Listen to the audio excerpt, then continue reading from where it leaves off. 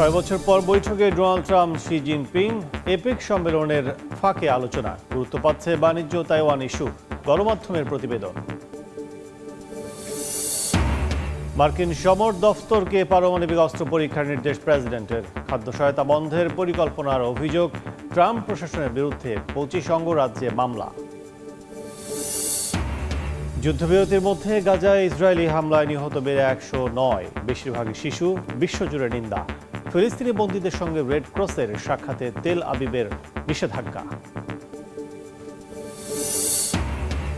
ইউক্রেনের 2 শহরে সেনাদের ঘিরে ফেলার দাবি রাশিয়ার। আন্তর্জাতিক সাংবাদিকদের পরিস্থিতি পর্যবেক্ষণের আহ্বান।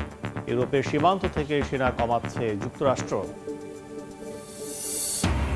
এবং শান্তি আলোচনা ভেস্তে যাওয়ার পর উত্তেজনা বাড়ছে আফগানিস্তান পাকিস্তান সম্পর্কে। তালেবান সরকারকে নিশ্চিহ্ন করার হুমকি ইসলামাবাদের। সামরিক অভিযানের হুমকি।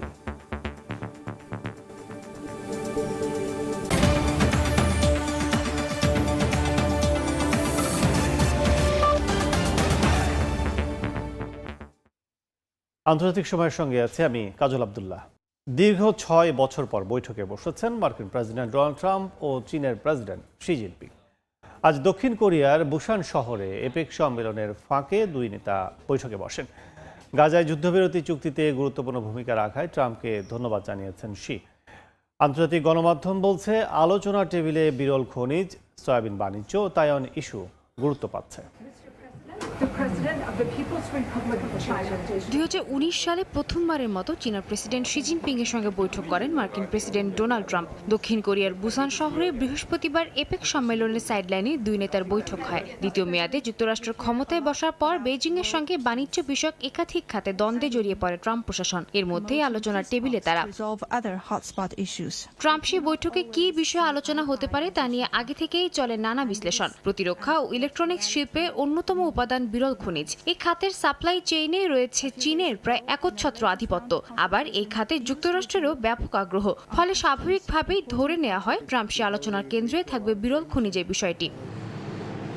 ফেন্টানিল ইস্যুতে চীনা পণ্যের ওপর মার্চ থেকে 20% শুল্ক আরোপ করে রেখেছে হোয়াইট হাউস। ট্রাম্পের অভিযোগ, ফেন্টানিল সহ অন্যান্য মাদক যুক্তরাষ্ট্রের পাচার রোধে যথেষ্ট পদক্ষেপ নেয়নি বেইজিং। তবে চীনের দাবি তারা ওয়াশিংটনের সঙ্গে পর্যাপ্ত সহযোগিতা করেছে। সেই সঙ্গে সাক্ষাতের আগে অবশ্য ট্রাম্প বলেছেন ফেন্টানিলের শুল্ক তিনি কমানোর কথা ভাবছেন। ট্রাম্পের ফেন্টানিল শুল্কের সিদ্ধান্তে হাত গুটিয়ে বসে থাকেনি চীন। তারা সয়াবিন সহ মার্কিন কৃষিপণ্য আমদানিতে পাল্টা শুল্ক আরোপ করে। প্রতিশোধমূলক শুল্কে চাপে পড়েছেন মার্কিন কৃষকরা, যারা ট্রাম্পের অন্যতম রাজনৈতিক সমর্থক গোষ্ঠী। ধারণা করা হচ্ছে ট্রাম্প সে বৈঠকে কৃষি পণ্যে শুল্কের বিষয়টি গুরুত্ব পেয়েছে। এছাড়া 2 নেতার বৈঠকে তাইওয়ান, ইউক্রেন যুদ্ধ, কৃত্রিম বুদ্ধিমত্তা ও টিকটক নিয়েও আলোচনা হয়েছে বলে ধারণা করা হচ্ছে। তবে ট্রাম্প আশা প্রকাশ করেছেন বৈঠক থেকে উভয় দেশই লাভবান হবে। সাদিয়া তাসনিম, সময় সংবাদ। এদিকে মার্কিন প্রেসিডেন্ট ডোনাল্ড ট্রাম্পের দক্ষিণ কোরিয়া সফরের আগ মুহূর্তে নতুন করে ক্রুজ ক্ষেপণাস্ত্রের পরীক্ষা চালিয়েছে উত্তর কোরিয়া। দেশের সামরিক বাহিনীকে যুদ্ধের জন্য প্রস্তুত রাখতে এই ধরনের পরীক্ষা অব্যাহত থাকবে বলে জানিয়েছে পিয়ংইয়ং। তবে যে কোনো হুমকির বিরুদ্ধে জবাব দিতে প্রস্তুত বলে জানিয়েছে সিউল। 2 দেশের পাল্টাপাল্টি সামরিক পদক্ষেপের কারণে কোরীয় উপদ্বীপে নতুন করে উত্তেজনা বাড়ছে বলে মনে করেন বিশ্লেষকরা। মার্কিন প্রেসিডেন্ট ডোনাল্ড ট্রাম্প দক্ষিণ কোরিয়ার মাটিতে পা রাখার আগ মুহূর্তে নতুন করে সামরিক শক্তি প্রদর্শন করল উত্তর কোরিয়া। স্থানীয় সময় মঙ্গলবার পিচ সাগরে কয়েকটি ক্রুজ ক্ষেপণাস্ত্রের সফল পরীক্ষা চালানোর দাবি করে সে দেশের রাষ্ট্রীয় গণমাধ্যম। 2 ঘন্টার বেশি সময় আকাশে উড়ে নির্ভুলভাবে লক্ষ্যবস্তুতে আঘাত হানতে সক্ষম হয় ক্ষেপণাস্ত্রগুলো। এই পরীক্ষার তদারকি করেন উত্তর কোরিয়ার শীর্ষ সামরিক কর্মকর্তা পাক জনচন। তিনি বলেন, দেশের সামরিক বাহিনীকে যুদ্ধের জন্য প্রস্তুত রাখতে এ ধরনের পরীক্ষা ভবিষ্যতেও অব্যাহত থাকবে। কৌশলগত সক্ষমতা যাচাই এবং শত্রুদের সামনে উত্তর কোরিয়ার শক্তি তুলে ধরতেই তাদের পরীক্ষা বলেও জানান ওই শীর্ষ কর্মকর্তা। তবে দক্ষিণ কোরিয়া বলছে ক্ষেপণাস্ত্র ছোড়ার প্রস্তুতি আগে থেকেই শনাক্ত করা হয়েছিল। উত্তর কোরিয়ার উত্তর পশ্চিম উপকূল থেকে এসব ক্ষেপণাস্ত্র ছোড়া হয়। যুক্তরাষ্ট্রের সঙ্গে সমন্বিত প্রতিরক্ষা ব্যবস্থা জোরদারের পাশাপাশি যে কোনো উত্তেজনার বিরুদ্ধে জবাব দিতে সিউল প্রস্তুত বলেও হুঁশিয়ারি দেওয়া হয়। উত্তর কোরিয়ার ক্ষেপণাস্ত্র পরীক্ষা নিয়ে ক্ষুব্ধ প্রতিক্রিয়া জানিয়েছে দক্ষিণ কোরিয়ার সাধারণ মানুষ। আমি মনে করি ঘটনাটি কিম জং উনের মতোই অপ্রত্যাশিত ছিল। তিনি কোনো কথা না বলেই এক ধরনের বার্তা দিতে চাচ্ছেন, বিশ্বকে দেখাতে চাচ্ছেন যে তিনি এখনো শক্ত অবস্থায় অবস্থানে আছেন।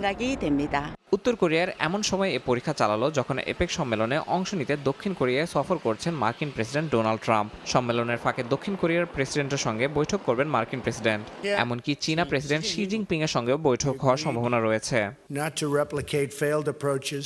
এছাড়া উত্তর কোরিয়ার নেতা কিম জং উনের সঙ্গেও সাক্ষাৎ করার আগ্রহ দেখিয়েছেন ট্রাম্প। তবে উত্তর কোরিয়া জানিয়েছে বর্তমানে সেই সম্ভাবনা খুবই ক্ষীণ। কিম বলেছেন ট্রাম্পের সঙ্গে তার ব্যক্তিগত স্মৃতি সুন্দর হলেও আলোচনায় ফিরতে হলে প্রথমে ওয়াশিংটনকে পারমাণবিক নিরস্ত্রীকরণের শর্ত ত্যাগ করতে হবে।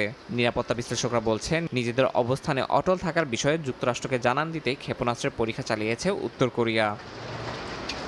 ইয়াসিন মোহাম্মদ জিসান, সময় সংবাদ। মার্কিন সমর দফতরকে পারমাণবিক অস্ত্র পরীক্ষার নির্দেশ দিয়েছেন প্রেসিডেন্ট ডোনাল্ড ট্রাম্প। তার দাবি অন্য দেশগুলো তাদের অস্ত্র পরীক্ষা করছে বলেই যুক্তরাষ্ট্র তা অবিলম্বে শুরু করবে। ট্রাম্প তার ট্রুথ সোশ্যাল পোস্টে লিখেছেন, যুক্তরাষ্ট্রের পারমাণবিক অস্ত্র ভান্ডার বিশ্বের সবচেয়ে বড়। রাশিয়ার অবস্থান দ্বিতীয় আর চীন তৃতীয় অবস্থানে। তবে তারা 5 বছরের মধ্যেই সমকক্ষ হয়ে উঠবে। তিনি জানিয়েছেন নতুন এই পরীক্ষাগুলো অবিলম্বে শুরু হবে। রাশিয়ার প্রেসিডেন্ট ভ্লাদিমির পুতিন সম্প্রতি পারমাণবিক শক্তি ব্যবহার করে চালিত পানির নিচের অস্ত্র পোসাইডন পরীক্ষার ঘোষণা দেওয়ার পরই এ মন্তব্য করেন ট্রাম্প।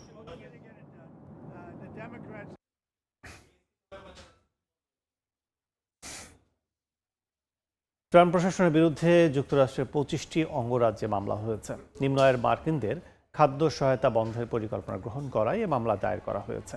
ব্রিটিশ সংবাদ মাধ্যম বিবিসি এক প্রতিবেদনে বলছে, খাদ্য সহায়তার অর্থায়ন বন্ধের সিদ্ধান্ত ঠেকাতে আদালতের দ্বারস্থ হয়েছে অঙ্গরাজ্যগুলো। যুক্তরাষ্ট্র থেকে লস্কর আল মামুনের রিপোর্ট। মার্কিন যুক্তরাষ্ট্রে প্রায় 1 মাস ধরে চলমান ফেডারেল প্রশাসনের শাটডাউন বা অচলাবস্থার অবসানে এ পর্যন্ত কোনো কার্যকর পদক্ষেপ নেওয়া হয়নি। ফলে দেশ জুড়ে চলছে অর্থনৈতিক বিপর্যয়। চাকরি হারিয়ে বেকার হয়ে পড়ছে লাখ লাখ মার্কিনী। অনেকেই নির্ভর করছে বিনামূল্যে সরকারি খাদ্য সহায়তার উপর। এমন অবস্থায় দেশটির দরিদ্র মানুষের জন্য নির্ধারিত খাদ্য সহায়তা কর্মসূচি বন্ধের পরিকল্পনা গ্রহণ করেছে ক্ষমতাসীন ট্রাম্প প্রশাসন। এতে ফুঁসে উঠেছে নাগরিকরা। যুক্তরাষ্ট্রের প্রায় 4 কোটি নিম্ন আয়ের মানুষের জন্য পরিচালিত খাদ্য সহায়তা কর্মসূচি supplemental nutrition assistance program SNAP, যা ফুড স্ট্যাম্প নামে পরিচিত। এ কর্মসূচির অর্থায়ন বন্ধে ট্রাম্প প্রশাসনের সিদ্ধান্তের প্রতিবাদে আদালতের দ্বারস্থ হয়েছে Washington DC, new York, California, Arizona, Colorado, Kansas, Wisconsin সহ মোট 25টি অঙ্গরাজ্য।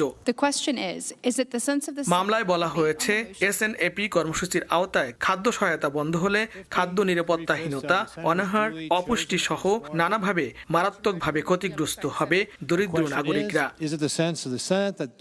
এমন অচলাবস্থার জন্য সরকারি দল রিপাবলিকান ও বিরোধী ডেমোক্রেটিক পার্টি পরস্পরকে দোষারোপ করছে। যুক্তরাষ্ট্রের সামাজিক নিরাপত্তা ও খাদ্য সহায়তা কর্মসূচি নিয়ে রাজনৈতিক এ টানাপোড়েনে চলমান প্রশাসনিক অচলাবস্থা আরও ঘনীভূত হতে পারে, যা নিম্ন আয়ের জনগোষ্ঠীর জন্য বড় সংকট ডেকে আনতে পারে বলে মনে করছেন বিশ্লেষকরা। লস্কর আল মামুন, সময় সংবাদ, যুক্তরাষ্ট্র। যুদ্ধবিরতি লঙ্ঘন করে গাজায় চালানো ইসরায়েলি হামলায় নিহতের সংখ্যা বেড়ে 109 জনে দাঁড়িয়েছে, যাদের মধ্যে 46 শিশু রয়েছে বলে জানিয়েছে আল জাজিরা। এ হামলায় বিশ্বজুড়ে নিন্দার ঝড় উঠেছে। এক বিবৃতিতে ফ্রান্স বলেছে, গাজায় যুদ্ধবিরতি চরম হুমকিতে আছে।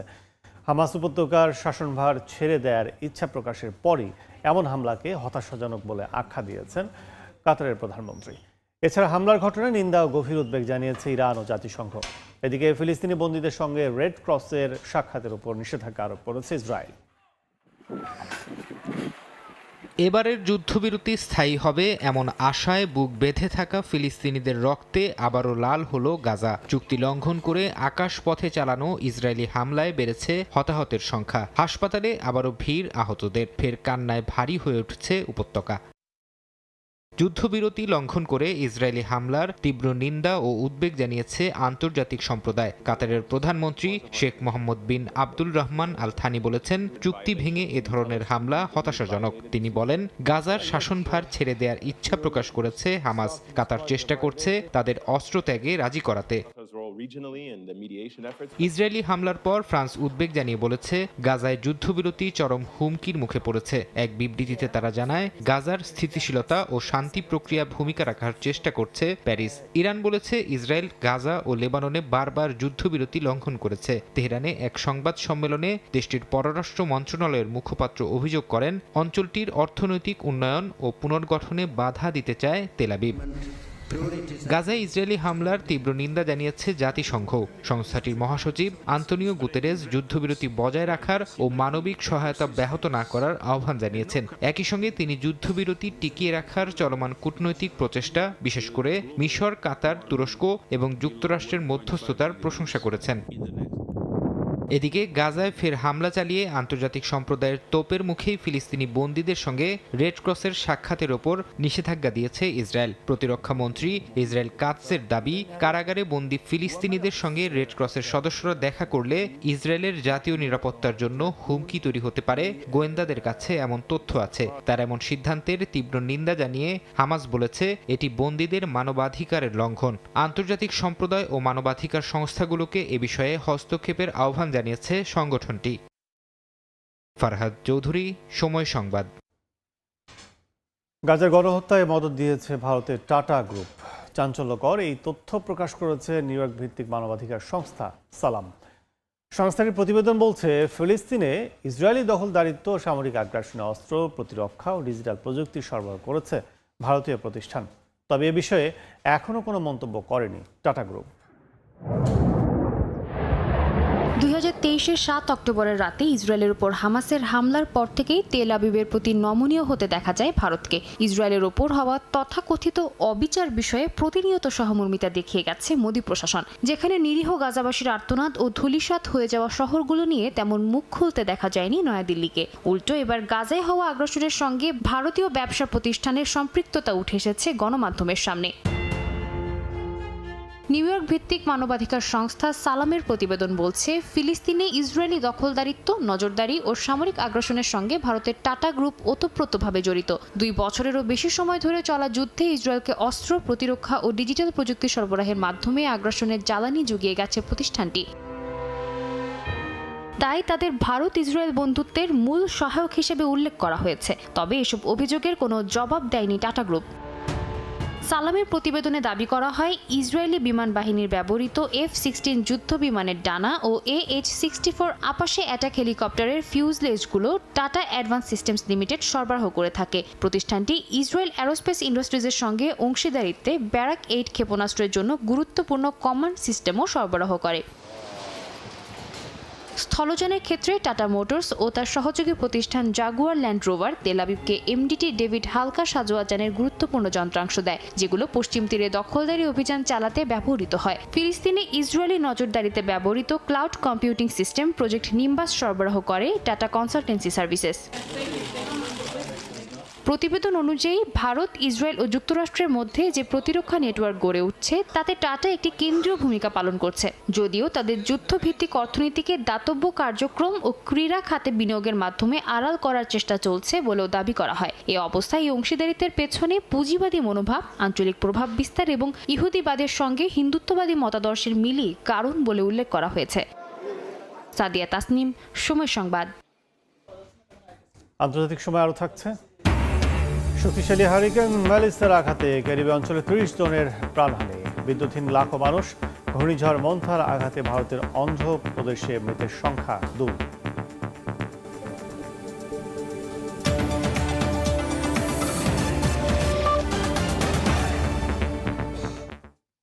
ইউক্রেনের পোক্রোভস্ক ও কুপিয়ানস্ক শহর ঘিরে ফেলার দাবি করেছে রাশিয়া। প্রেসিডেন্ট ভ্লাদিমির পুতিনের দাবি, রুশ বাহিনী ইউক্রেনীয় সেনাদের সেখানে পুরোপুরি ঘিরে রেখেছে। আন্তর্জাতিক ও ইউক্রেনের সাংবাদিকদের সেখানে গিয়ে পরিস্থিতি পর্যবেক্ষণের আহ্বানও জানিয়েছেন তিনি। তবে 2 শহর বেদখল হওয়ার রুশ দাবি প্রত্যাখ্যান করেছে কিয়েভ। এদিকে ইন্দো প্যাসিফিক অঞ্চলে নজরদারি বাড়াতে ইউরোপের পূর্ব সীমান্ত থেকে সেনা কমানোর ঘোষণা দিয়েছে যুক্তরাষ্ট্র। রাশিয়ার দক্ষিণের শিল্পাঞ্চলে বুধবার ড্রোন হামলা চালায় ইউক্রেন। এতে স্টারভোলেন পেট্রোকেমিক্যাল ফ্যাক্টরিতে ব্যাপক ক্ষয়ক্ষতি হয়। স্থানীয় গভর্নর দাবি করেছেন হামলায় কেউ হতাহত হননি। তবে সাময়িক সময়ের জন্য মস্কো সহ 13টি বিমানবন্দরের ফ্লাইট স্থগিত করে দেওয়া হয়। একই রাতে রাশিয়া জানায় তাদের বিমান বাহিনী ব্রায়ান্স্ক ও কালুগা অঞ্চলে 100টি ইউক্রেনীয় ড্রোন ভূপাতিত করেছে। জবাবে ইউক্রেনের দক্ষিণাঞ্চলীয় শহর খেরসনে ব্যাপক হামলা চালায় রুশ সেনারা। এতে ক্ষতিগ্রস্ত হয়েছে শিশু হাসপাতাল ও একটি ভবন। স্থানীয় প্রশাসন জানিয়েছে হামলায় শিশুসহ কয়েকজন আহত হয়েছে। ইউক্রেনীয় বিমান বাহিনী বলছে রাশিয়া রাতভর প্রায় 150 ড্রোন হামলা চালায়, তবে বেশিরভাগই প্রতিহত করার দাবি করেছে কিয়েভ। হামলা পাল্টা হামলার মধ্যে কঠোর বার্তা দিলেন রুশ প্রেসিডেন্ট ভ্লাদিমির পুতিন। মস্কোয় একটি হাসপাতালে আহত সেনাদের দেখতে গিয়ে তিনি জানান পানির নিচে চলার উপযোগী পারমাণবিক শক্তিচালিত পোসেইডন নামের একটি টর্পেডোর সফল পরীক্ষা চালিয়েছে রাশিয়া। এই টর্পেডো সারমাদ ক্ষেপণাস্ত্রের চেয়েও শক্তিশালী বলে দাবি তার। পুতিন আরও দাবি করেন এটিকে প্রতিহত করা সম্ভব নয়। এদিন পুতিন আরও দাবি করেন পোক্রোভস্ক ও কুপিয়ান্সকে ইউক্রেনীয় সেনাদের ঘেরাও করে রাখা হয়েছে। আন্তর্জাতিক ও ইউক্রেনীয় সাংবাদিকদের সেখানে গিয়ে পরিস্থিতি দেখার আহ্বানও জানান পুতিন।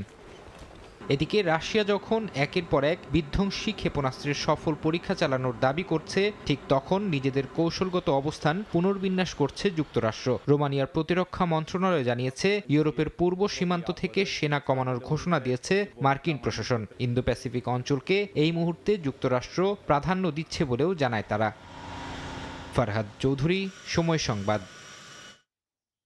তালেবানকে নিশ্চিহ্ন করার হুমকি দিয়েছেন পাকিস্তানের প্রতিরক্ষা মন্ত্রী খাজা আসিফ।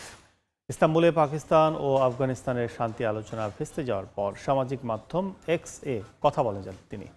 বলেন আফগানিস্তানে তালেবান সরকারকে নিশ্চিহ্ন করতে পাকিস্তানের সামরিক শক্তির সামান্য অংশই যথেষ্ট।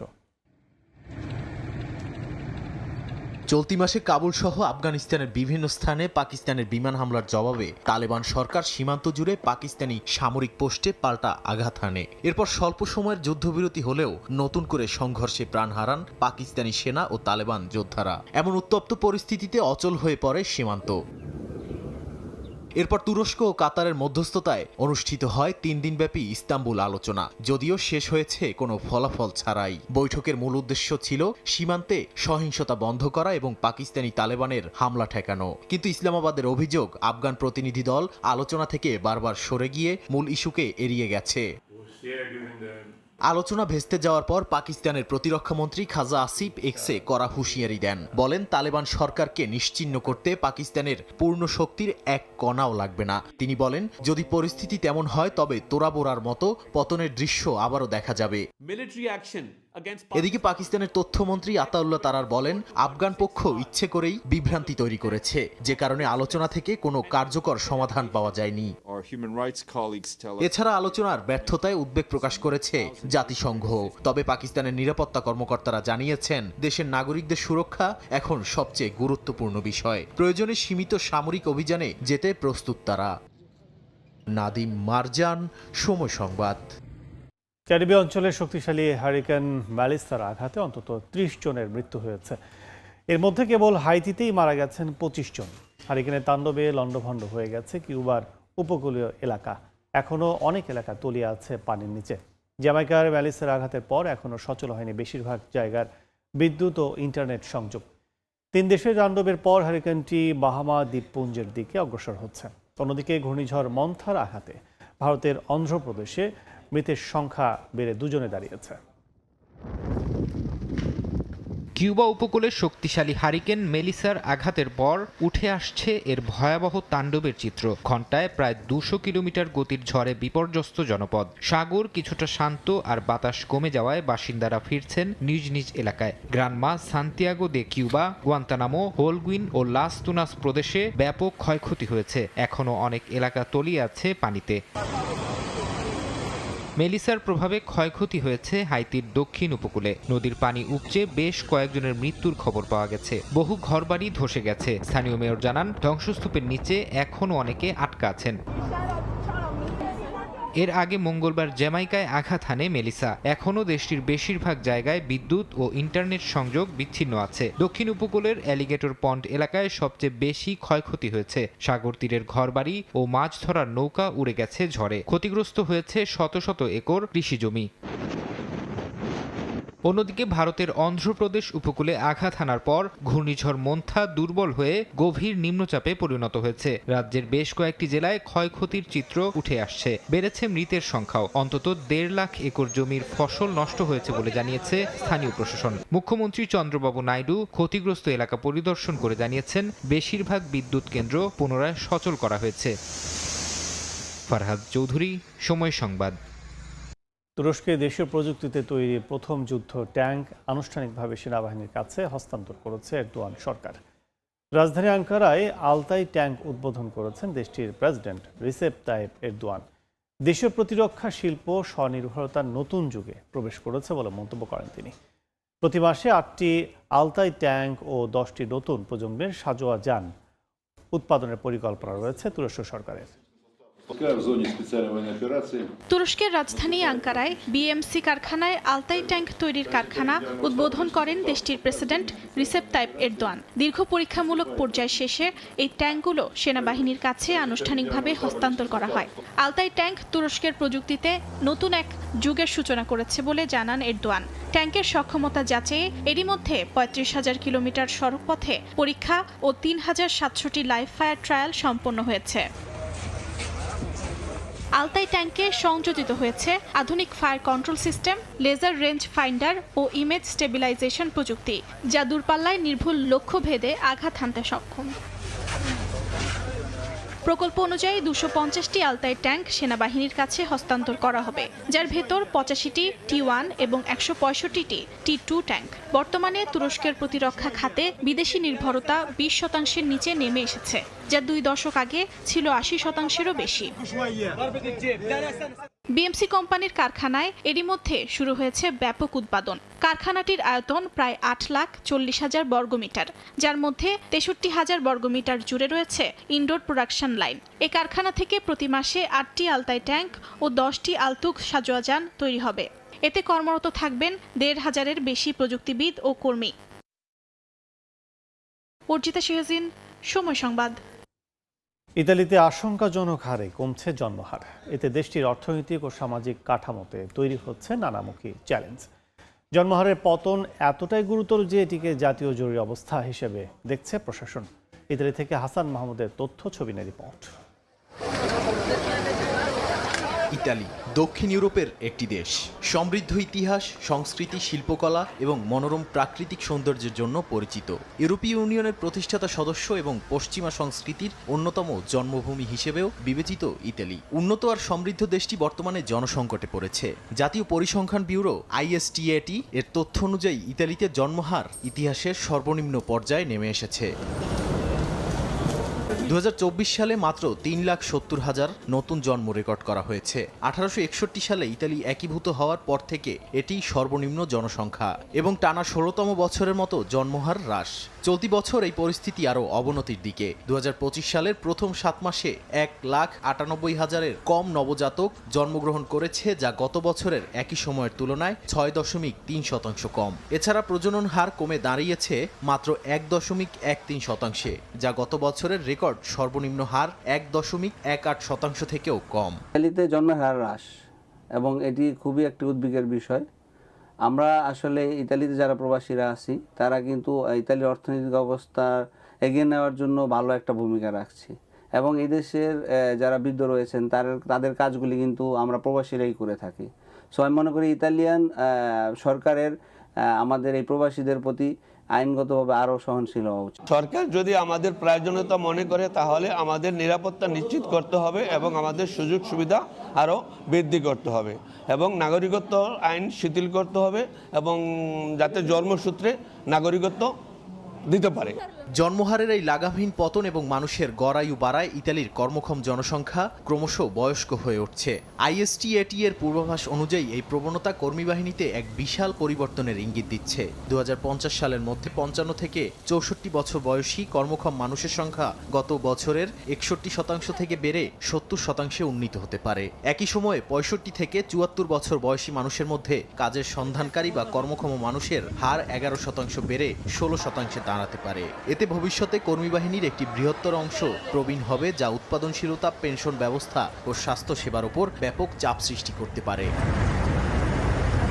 প্রধানমন্ত্রী জর্জিয়া মেলোনি এবং তার পূর্বসূরীরাই সংকট মোকাবিলায় পদক্ষেপ নেয়ার প্রতিশ্রুতি দিলেও জন্মহার পতন ঠেকানো যায়নি। বিশেষজ্ঞদের মতে যদি জন্মহারের এই নিম্নগতি রোধ না করা যায় তবে ইতালির অর্থনৈতিক স্থবিরতা আরও গভীর হবে এবং এর সামাজিক কাঠামো বড় ধরনের চ্যালেঞ্জের মুখে পড়বে। সময় সংবাদ, ইতালি। বিষাক্ত ধোঁয়ায় ঢেকে গেছে ভারতের দিল্লি ও পাকিস্তানের লাহোরের আকাশ।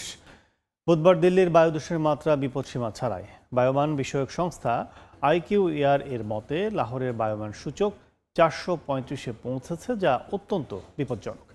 হাসপাতালে বাড়ছে শ্বাসকষ্ট ও চোখের সংক্রমণে আক্রান্ত রোগীর সংখ্যা। পাকিস্তানের লাহোরের সকালটা যেন ধোঁয়ার চাদরে মোড়া। শহর জুড়ে ঘন বিষাক্ত কুয়াশায় দৃষ্টিসীমা কমে এসেছে। শ্বাস নিতে কষ্ট হচ্ছে সাধারণ মানুষের। রাস্তায় যানবাহন চললেও বাতাসে দৃশ্যমান ধোঁয়া যেন লুকিয়ে ফেলেছে সূর্যের আলো। স্থানীয় সময় সকাল 8টার দিকে লাহোরের বায়ুমান সূচক পৌঁছে যায় 435-এ। বায়ুমান বিষয়ক সংস্থা IQ এয়ারের মতে যা অত্যন্ত বিপজ্জনক পর্যায়ে। এই পরিস্থিতিতে লাহোরের জিন্নাহ হাসপাতালের চিকিৎসকরা জানান, শ্বাসকষ্ট, গলা ব্যথা এবং চোখের জ্বালাপোড়া রোগী দ্রুত বাড়ছে। বাইরে গেলে মাস্ক ও চশমা ব্যবহার, প্রচুর পানি পান করার পরামর্শও দিয়েছেন তারা। এসব সতর্কতা মানলে শারীরিক জটিলতা অনেকটাই কমানো সম্ভব বলে মনে করেন চিকিৎসকরা। সীমান্ত পেরিয়ে ভারতের রাজধানী নয়াদিল্লিতেও পরিস্থিতি ভয়াবহ আকার ধারণ করেছে। শহরের বায়ুমান সূচক পৌঁছেছে খুবই অস্বাস্থ্যকর পর্যায়ে। স্থানীয় বাসিন্দাদের মতে চোখ জ্বালা, হাঁচি ও শ্বাসকষ্ট এখন নিত্যদিনের সঙ্গী। দিল্লি প্রশাসন কৃত্রিম বৃষ্টি ঘটিয়ে দূষণ কমানোর চেষ্টা করছে।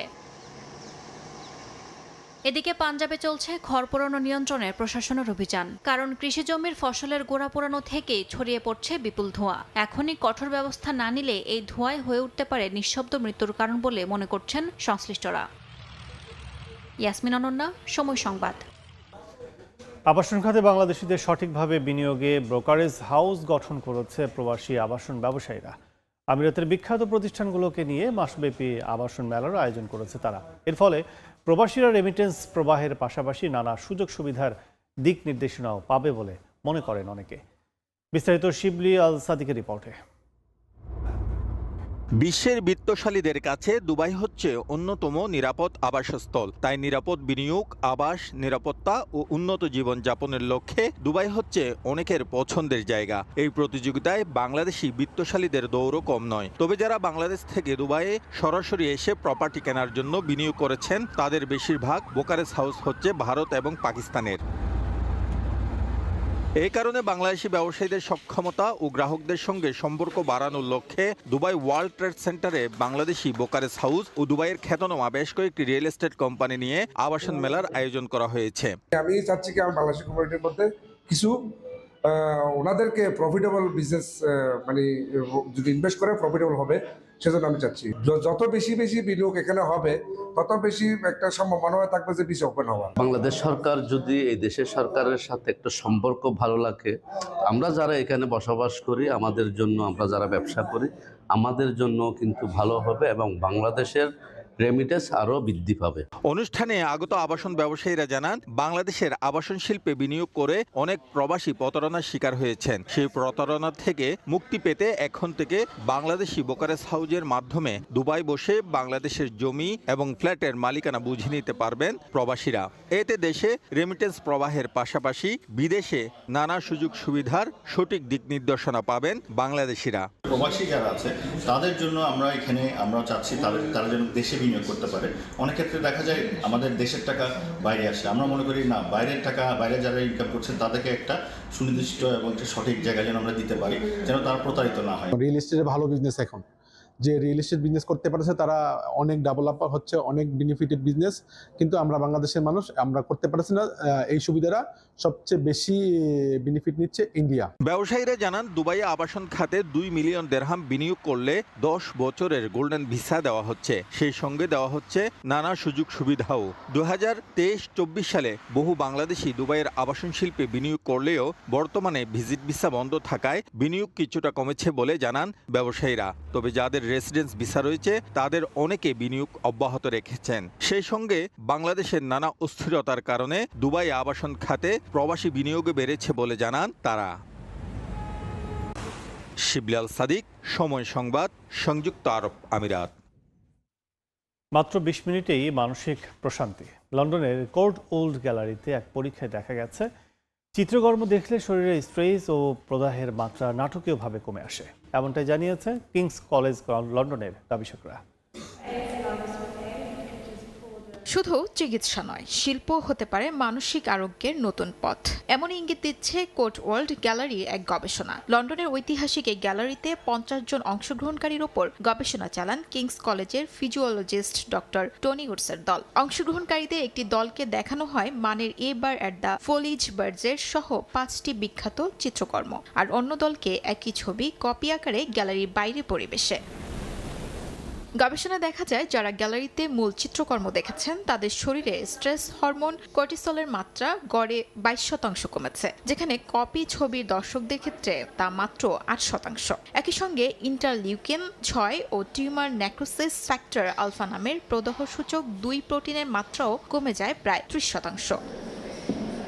ডক্টর টনি উডস বলেন, গ্যালারিতে চিত্রকর্ম দেখার সময় মানুষ মানসিকভাবে খুব মনোযোগী থাকে, একই সঙ্গে তাদের শরীর ও মনে গভীর প্রশান্তি কাজ করে। এই গবেষণায় 3টি শারীরিক সিস্টেমের কি ঘটে তা দেখা হয়েছিল। স্নায়ুতন্ত্রের সেই অংশ যা আমাদের হৃৎপিণ্ডের কার্যকলাপের যত্ন নেয়। লোকেরা যখন গ্যালারিতে শিল্পকর্ম দেখে তখন তাদের ঘনত্ব এবং মনোযোগের তীব্র সময়কাল থাকে, তাই তারা মানসিক সতর্কতা পায়। এটি তাদের উপর খুব শান্ত প্রভাব ফেলে। অংশগ্রহণকারীদের শরীরে ব্যবহৃত ওয়্যারেবল ডিভাইসের ডাটাও দেখা যায়, তাদের হৃদস্পন্দন ও মাত্রায় সামান্য পরিবর্তন আসে, যা মানসিক সজাগতা ও প্রশান্তির একসঙ্গে উপস্থিতির ইঙ্গিত দেয়। আর্ট ফান্ডের পরিচালক জেনি ওয়াল্ডম্যান বলেন, এই গবেষণায় প্রমাণ মিলেছে শিল্পের প্রভাব উপভোগ করতে লাগে না কোনো শিক্ষাগত যোগ্যতা। গ্যালারিতে এসে শিল্পকর্ম দেখা থেকে উপকার পেতে হলে আপনাকে কিছু জানতেই হবে এমন নয়, এর জন্য কোনো ডিগ্রি লাগবে না, এমনকি আপনি কি দেখছেন সেটা না জানলেও চলবে। এই প্রভাব সবার জন্যই সমান। গবেষকরা বলছেন, ছোট আকারে এই পরীক্ষায় ফলাফল আশাব্যঞ্জক হলেও এর দীর্ঘমেয়াদী প্রভাব জানতে আরও বৃহৎ গবেষণা প্রয়োজন। তবে আপাত দৃষ্টিতে চিত্রকর্মের সামান্য কিছুটা সময় কাটাতে পারে এক সহজ ওষুধবিহীন সোশ্যাল প্রেসক্রিপশন। শিউলি রোজা, সময় সংবাদ। সুইজারল্যান্ডের পাহাড়ি গ্রাম অ্যারোলায় ধরা দিয়েছে মৌসুমের প্রথম তুষারপাতের সৌন্দর্য। সোনালি লার্চ গাছের ফাঁকে তুষারে মোড়া নীল হ্রদ যেন স্বর্গের ছবি এঁকে দিয়েছে ভ্যালাইস পর্বতমালায়।